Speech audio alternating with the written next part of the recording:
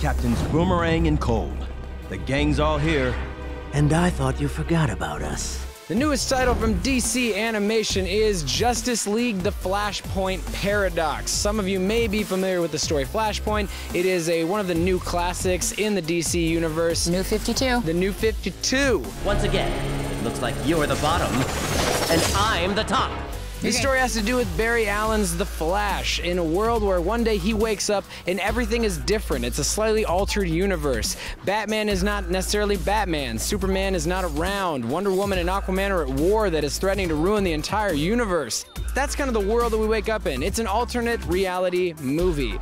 And I really enjoyed it. I thought it was a good story. It was cool. It's so often these Justice League movies become, it's like Justice League : as many characters as can possibly fit. Yeah, no, this one was focused. This one is focused on him. No offense.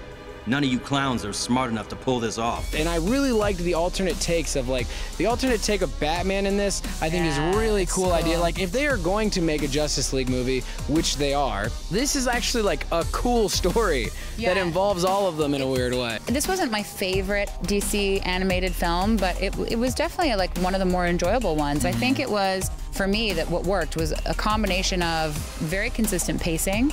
It didn't feel too long, it didn't feel too short, as sometimes these movies can.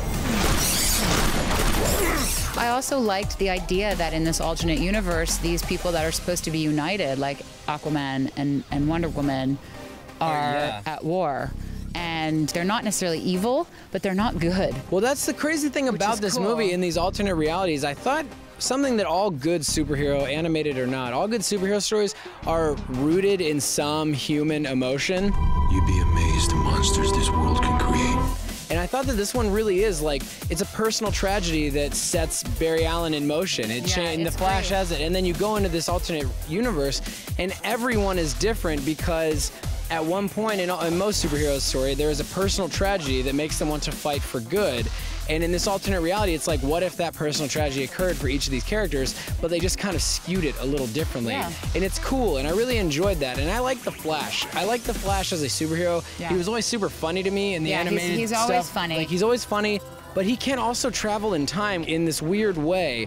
And that is actually something that, in terms of special features on this disc, I got engrossed in this special feature that is all about Albert Einstein and the theory of relativity and how parallel universes conceivably could work. 1905 first saw the equation E=mc² surface through the work of Albert Einstein. There's another special feature that talks about the villains in the Flash universe, which I also liked, because it's always hard to...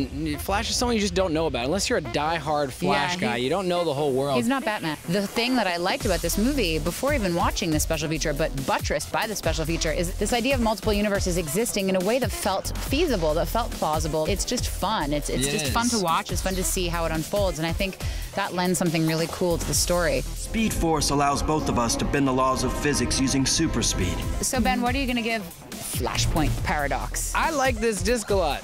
I'm going to give it an 8. Yeah, I'll say it's an 8 too.